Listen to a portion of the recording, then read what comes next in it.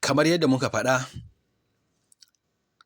dukkan candlestick guda ɗaya zamanin da ya buɗe, zamanin da ya rufe, ƙololuwar farashi da ya kai ta sama, ƙololuwar farashi da ya kai ta ƙasa.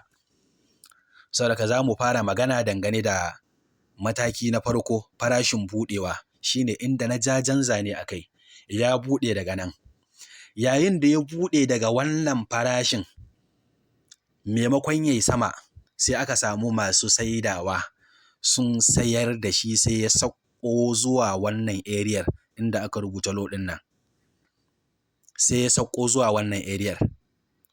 Yanzu inda ba a samu masu saya sun tunkuɗa wannan farashin zuwa sama ba, da wannan bodin gaba ɗaya babu shi.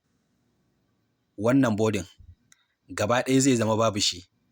Zai zama daga nan gurin inda ya buɗe, zai zama candlestick ne ɗan ƙarami ja a nan gurin haka.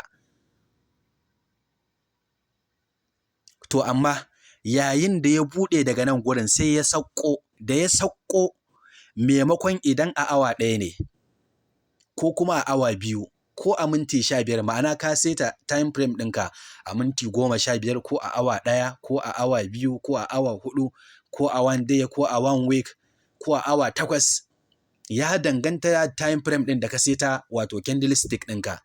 Maimakon ya rufe a wannan farashin da ya sauka, awa ɗayan ba ta gama cika ba, misali muƙaddara ka sa shi a awa ɗaya, awa ɗayan ba ta gama cika ba, sai aka samu masu saya sun zo sun saya. Yayin da aka samu masu saya ɗin nan sun zo sun saya, shine suka samu damar ɗaga farashin shi wannan candlestick ɗin daga wannan low ɗin da ya zo, bari mu canza kala, suka ɗaga shi zuwa sama, daga wannan farashin suka ɗaga shi zuwa sama, suka kawo shi har nan gurin.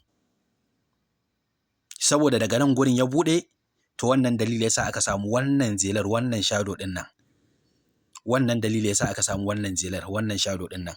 Saboda ya buɗe daga nan gurin, an samu masu sayarwa sun danno shi ƙasa. Yayin da masu sayarwa suka danno shi ƙasa, sai aka samu masu saya sun fi ƙarfin masu saidawa, sai suka danna farashin zuwa sama, sai ya kawo nan gurin wannan high ɗin nan.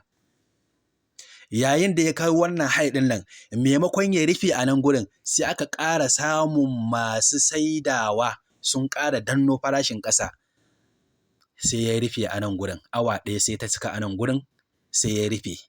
Saboda haka sai aka samu wannan gangar jikin haka.